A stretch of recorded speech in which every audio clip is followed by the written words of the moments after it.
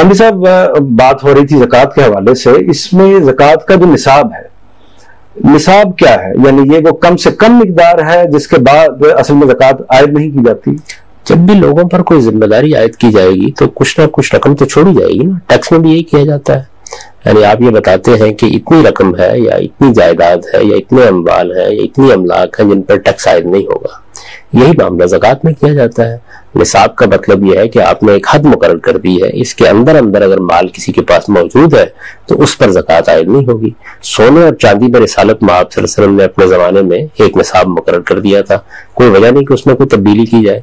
आज के जमाने में ज़ाहिर दसियों नई सूरतें पैदा हो गई हैं, उनमें रियासत को निसाब मुकर्रर करना पड़ेगा। निसाब तो जब भी कभी आप टैक्स लगाएंगे, ज़कात लेंगे, कोई भी इस तरह का मामला करेंगे, वहां लाजमी मुकर्रर करना पड़ता है। हमारे यहाँ जो निसाब मुकर्रर किया जाता है वो चांदी होती है, जिस तरह आपने बयान किया, सोना भी बाज़ फुक़हा कहते हैं, इसी तरह खजूर को निसाब बनाया जाता है।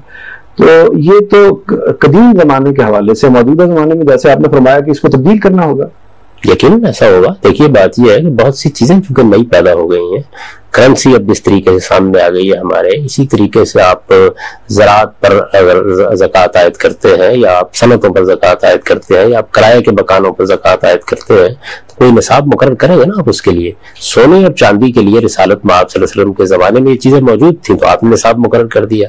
निसाब मुकर्रर किया जाएगा। निसाब मुकर्रर करने का मतलब क्या है? निसाब मुकर्रर करने का मतलब ये है कि ज़कात आयद करते वक्त आपको एक्सेप्शन दी जा रही है कि इतना आपका माल एग्जेम्प्ट है, इसके ऊपर ज़कात आयद नहीं होगी।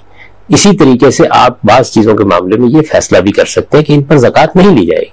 रियासत ये फैसला कर सकती है। रिसालत मआब सल्लल्लाहु अलैहि वसल्लम ने अपने ज़माने में बाज़ चीज़ों पर ज़कात नहीं ली और ये कहा कि मिसाल के तौर पर घोड़ों के बारे में कहा क़द अफ़ौतु अनिल खैल, मैंने घोड़ों पर ज़कात माफ कर दी है।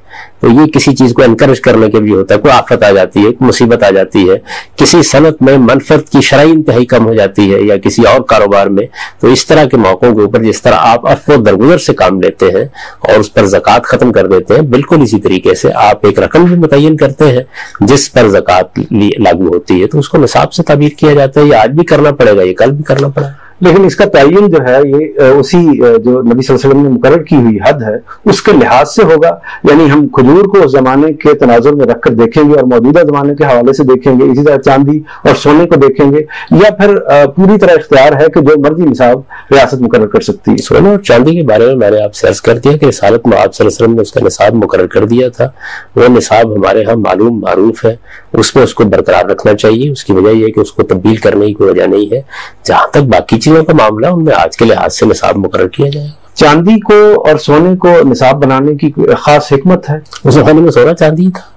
चांदी को रिसालत में आप सल्लल्लाहु अलैहि वसल्लम ने निसाब बनाया था, उसकी मिकदार के बराबर सोने पर भी ज़कात आयद की गई उस जमाने में, और ये दोनों चीजें जो थी ये एक रवायत की सूरत इख्तियार कर गई। वो रवायत हमारे यहाँ कायम है।